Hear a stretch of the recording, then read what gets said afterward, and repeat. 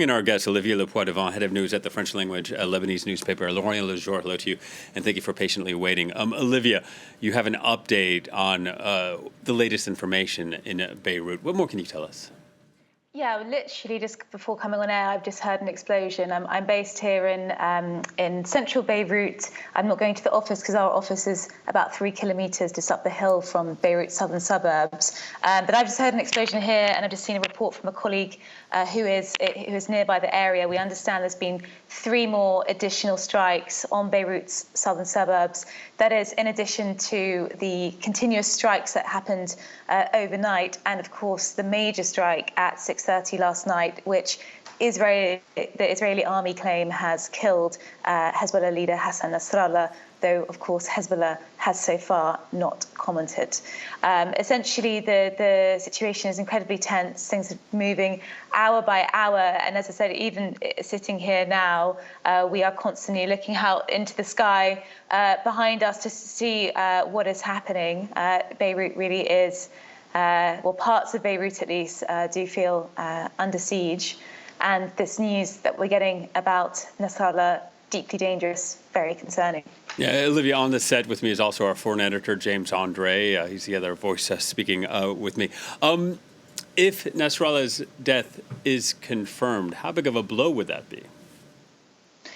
Major blow. I mean, in the past 10 days, we have seen Hezbollah lose key members of its top military brass. We've seen its communication systems be completely destroyed in those pager and walkie-talkie attacks attributed to Israel.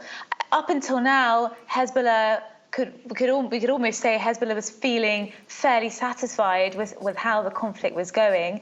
It entered this conflict on October the 8th to support its ally Hamas following its assault on Israel and back in October.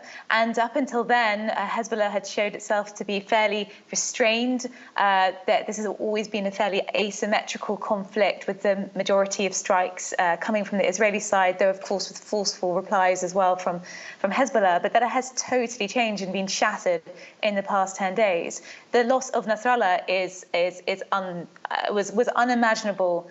Some days ago, everybody saw it as a red line. For 32 years, he's been leading Hezbollah, and importantly, has made significant gains, transforming it into a formidable military force with the aid of Iran, its main backer.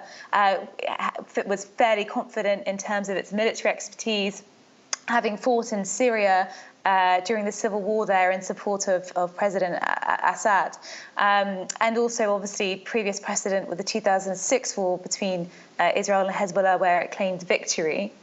Right, and just to cut you off there, you mentioned Iran.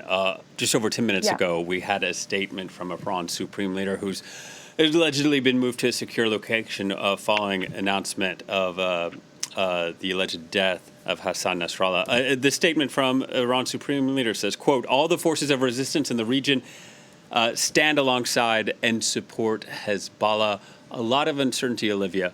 Where do we think this is headed?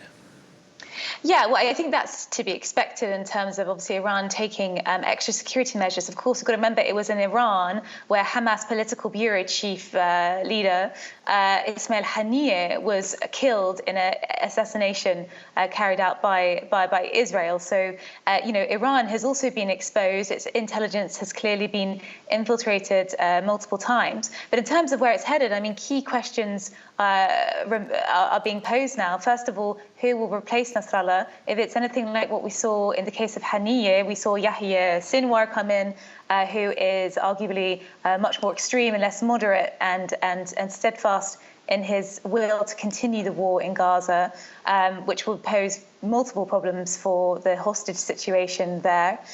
Second of all, Hassan Nasrallah was obviously a key interlocutor as well in terms of the government in Lebanon working with him to try and find a deal on the southern Lebanese border with Israel. So again, who's going to come in and be the voice who can actually sell that deal to Hezbollah supporters? Because anything now is going to make Hezbollah members feel like the party has imploded and that it's incredibly weak. And of course, its support is based on the fact that Hezbollah is seen as the main defense to Israel. That is how it came into being. It's called the resistance for that reason.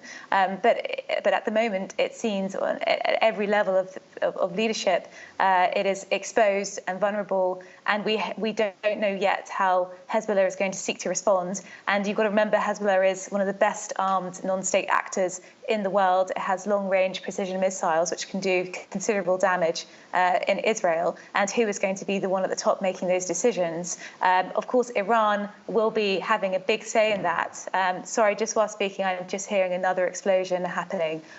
So yeah, sorry, things are quite tense right now. And I think if it's okay with you, I'm just going to go and check what's happening. All right, Olivia, thank you for your time. Stay safe. Olivia Poidevin speaking to us from Beirut. Thank you very much.